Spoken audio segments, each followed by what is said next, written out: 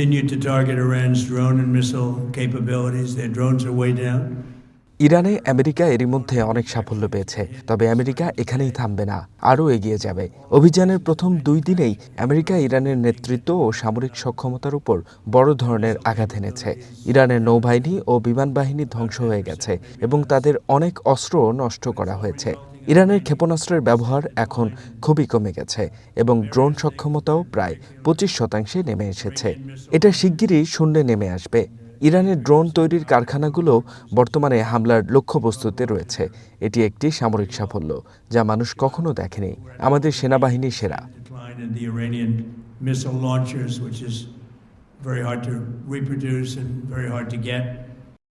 So now we have low-cost interceptors effectively combating Iranian drones, and our B-2 bombers recently dropped dozens of 2,000-pound bombs to destroy missile launchers all over Iran.